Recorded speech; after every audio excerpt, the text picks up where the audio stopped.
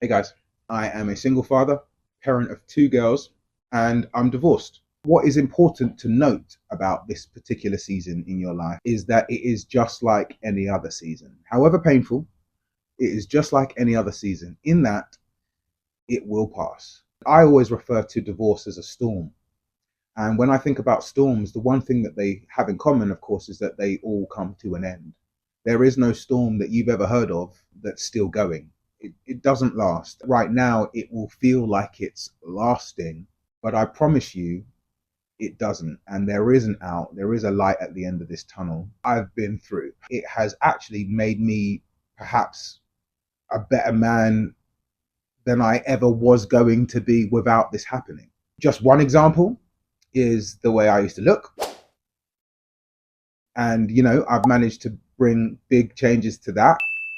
It's the way I used to relate to my children and how much time I actually spent with them, the quality time I used to spend with them, and what it meant to be a father to them within the parameters of a marriage, how that's now changed and better for it. That's not to say it hasn't come without struggle, because it really has. And I will help navigate some of those things as well, some of the more practical points, including finances, court, and childcare. And that can even include things like the child maintenance service and other various other aspects. But we'll get into that in more detail as we go. If you have any questions relating to divorce, separation, financial assets, including the marital home, or childcare, then please feel free to put those in the comments, or of course, email us at the contact info on the page. So when life does throw you a divorce, a breakup, a separation, or a serious life change, I mean, it can shake you. It can really shake you. That's okay. It's okay to feel shaken for a moment. One of the things I would really highly recommend is to just stop for a second. Because we often try to just get into the next, whatever that means, work-wise, relationship-wise, just want to jump into the next, almost as a form of distraction. And I would just argue that one of the best things you can do immediately is just to stop. Take a second. If you can, if you're not out of pocket, take a break. Take a moment, take a weekend, do what you need to do, but just remove yourself from the space for a moment, reset yourself, and come back. The most important thing here is to come back. But if you need a second, then just take that time. Don't keep working through. Too many men end up exploding months and months, if not years later, because they never learned to deal or channel with some of the things they were going through. They just thought by piling more and more into their busy schedules, they're going to figure it out. And they're not. Essentially, they're not. It's going to come down at some point in time. That house is going to come down at some point in time if it's built on feathers, right? So stop for a second. It's okay to stop for a second. It's okay to just be for a second. If you're really going through this, then you might even have some issues with identity right now. Who am I in the middle of all of this? So just stop for a moment, reset, ideally as quickly as possible, and then get back to a routine. That's the first pillar in stability, getting back to your routine. The first thing that big changes like this do is that they tend to destroy our relationship with routine. That may be a case of being more sociable, or getting back to the gym, or even doubling down on your work ethic. But whatever you do, try to stay committed to those things that you were committed to before. Secondly, relationships. Do not isolate yourself. This is so easy to do, and probably the most common thing that men tend to do when they're going through something difficult. Get back into relationship with people. Sometimes being in a marriage or a relationship can actually impact your friendships and relationships outside of it. Oftentimes, you might have given so much time to your spouse, rightfully so, that you may have actually neglected relationships outside of that marriage. So it's important for you to reestablish, perhaps, but also just reinvest in those relationships that you have with those people that love you. One of the first things my brother-in-law said to me very, very early stages of my divorce was, Jay, lean in. And what he meant by that was, don't allow yourself to be too distant. Don't allow yourself to be isolated. And when I think about it, to lean in is an active decision. It means I'm going to actively tell people that I trust, that I love, what I'm going through. Now, this can be a bit of a double-edged sword, in that you're going to find the people that really do love you, have time for you, are going to show up for you and check in on you.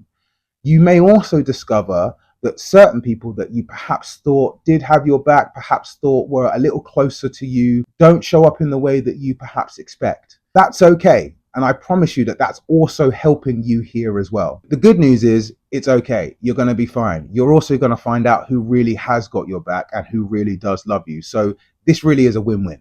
Commitments, work, hobbies, faith, those things that you were committed to before, stay committed to now. That might seem like a straightforward thing to do. Depending on your involvement in certain things, potentially you were involved in one or two of these things with your spouse, it may be more difficult to stay committed. Having said that, the obligation then lies on you to find a new place to engage with these things in order to continue in as much stability as possible. So allow these things to be the structure when other things feel unstable around you. The second part of this is to adjust your expectations. This might mean a bit of a change in your mindset, but this is one of the key factors to remaining stable in such unstable times. Now, what's fundamental here is essentially to expect less from others and to take full responsibility for your own actions. In regards to your ex, she is no longer your partner. As harsh as this may sound, you're going to have to release the need for closure, fairness, or validation. Bit of a tough pill to swallow, but the sooner you can, the sooner you can get back to a more peaceful existence. I promise. And as we discussed friendships earlier, you may need to adjust your expectations of your friends. Not everyone's going to come through for you in the middle of a storm. We also have to be mindful that people are going through their own thing as well.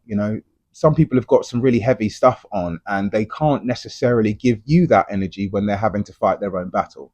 So as a friend to them as well, you also need to remain somewhat accountable to check in on them as well. That being said, adjust your expectations of certain friends and focus on the ones that do support you.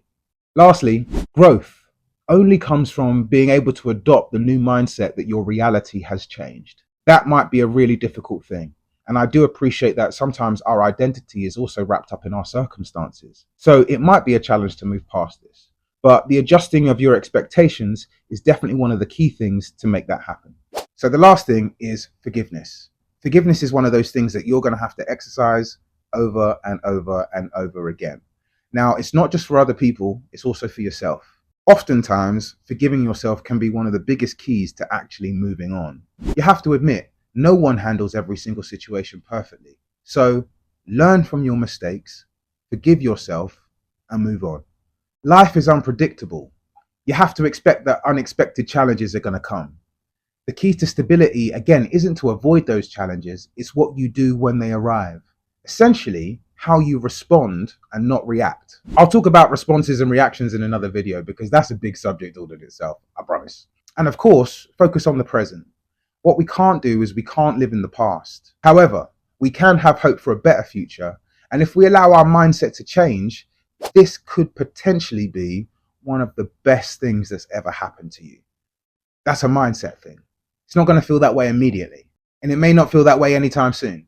But if you allow this to grow you, develop your character, build your resilience, and enable you to find a new sense of stability, I promise you, you're going to come out a better man. So, to recap, you need to stay consistent. Keep involved in the things you were involved with before this happened. Number 2, you need to adjust your expectations massively. Not just of your ex, not just of your friends, but of yourself as well. And number 3, forgiveness for your ex and for yourself. So if this has helped, drop a comment below and let me know what's been your biggest challenge in finding stability. Let's be an accountable community that helps, guides, and offers support.